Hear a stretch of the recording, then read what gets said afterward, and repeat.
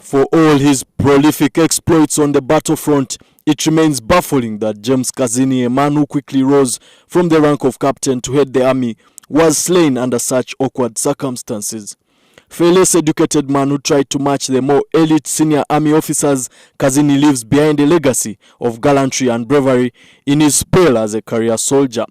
As a commander, Kazini blended both orthodox and unconventional methods of fighting to annihilate the enemy, but his overzealousness was his shortcoming. The Kisangani battles between Rwanda and Uganda's army in the Democratic Republic of Congo is perhaps his worst tactical blunder in his military career.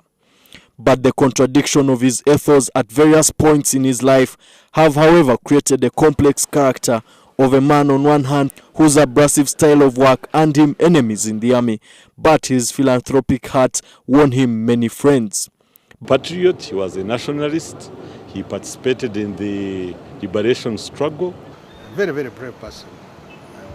That's why he moved from a rank of a sergeant, isn't it, to a major general. He has served the people of Uganda to his best. This is a person who joined the military for the liberation of the country in 1979. By the time of his death, Kazini found himself captive of the very regime that propelled him to the top. Here is a brief fact file about Kazini.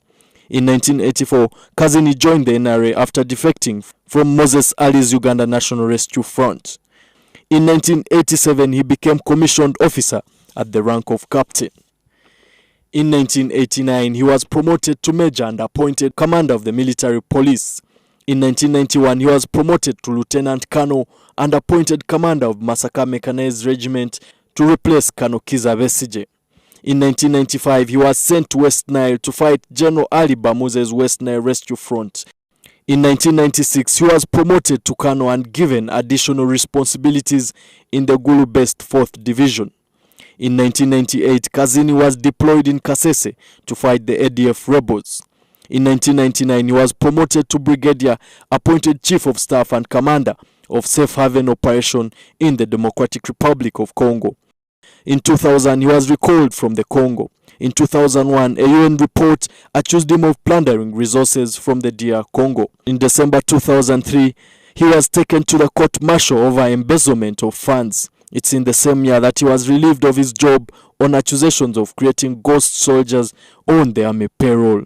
In 2009, he lost an appeal in the Constitutional Court to have him tried by a civil court instead of a court-martial. Major General James Kazini died at 52. Emma Mtaizibwa, NTV Tonight.